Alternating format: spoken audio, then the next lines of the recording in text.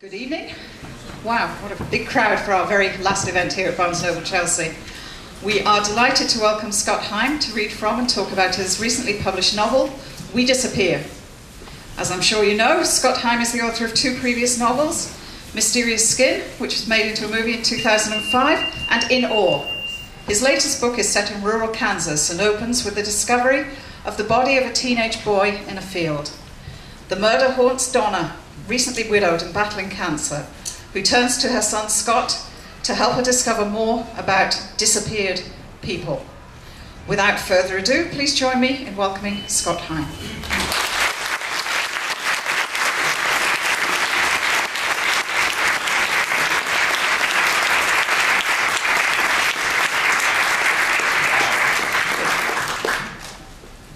Thanks for coming. I didn't realize until just now that I was the last reading here, which is sort of sad, but kind of exciting at the same time. Where to begin? Thanks for coming out and skipping American Idol and into a reading. It sort of always surprises me when people do that. Going to read from the very beginning of the book, about 4 pages or so, just to sort of give you the general introduction and introduction to the characters. And then I'll pause and sort of give you a description of a couple of the first 2 chapters, and then read maybe 8 more pages from chapter 3. And I'd love to take questions afterwards, because that's always the more fun part anyway. Oh, I should describe a little bit more first. This book started totally as a work of fiction. I started writing it right after my second book, and the way it existed then is much different than the way it exists now. I went through about 10 years of sort of depression and writer's block and a lot of other problems, and a few years ago I went back to Kansas to take care of my mom, who was dying at the time, and for some reason I started kind of remaking the characters in the novel I was writing and sort of making them more like myself and my mother. And I was finding that my writing was starting to flow easier, and I wasn't really blocked anymore. So at some point I even changed the names of the characters to my own name and my mom's name, fully intending to eventually switch back to the way they were before. But I never did. I sort of liked the idea of sort of merging a novel with a memoir. So that's kind of in a way how it exists now, that it's being called a novel, but I kept the character names the same. And, I like the idea of sort of blurring myself as the writer with the narrator of the book.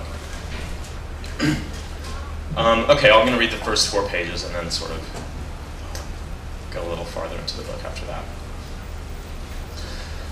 The little girls who found the body of the missing boy were not angels, although that is how the newspaper described them the following morning beneath the headline.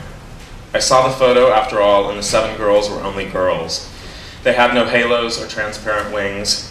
They had no heavenly warmth or sweet, scarless faces kissed individually by God. What the girls did have were muddy pant legs and boots, bright jackets buttoned against the wind of a Sunday hiking trip, name tags in crooked calligraphy made just that morning by their Lutheran youth group sponsor. Teresa and Joy, Maura Kay, Marianne, 2 Jennifers, and a Missy.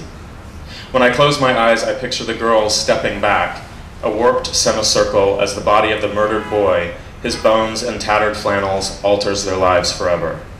Their hands folded clumsily for prayer, their 7 mouths a silent chorus of O's. My mother woke to her room, her hushed house at the end of the street. It was newly morning. She sensed the threat of rain in the bleary sky. She made the walk to the kitchen to pour weak iced tea into a smudged glass. Through the sounds of wind and the sparrows in the trees, she listened for the paper boy, his determined grinding rhythm, until finally, through the swelling silence, came the circular clack of gears, the spit of gravel, the paper's thud against the screen. She carried the Hutchinson news to her morning bath. The clawfoot tub, the Victorian washerwoman prints she'd found at the junkyard, the pink towels bordered with roses. She twisted the faucet as hot as she could stand and, lowering herself through the layer of water, unrolled the front page. My mother saw the headline and photograph. At last, the missing boy. Henry Baradell, the words said. For the past 3 days since reading about the body, she'd been tracking the progress.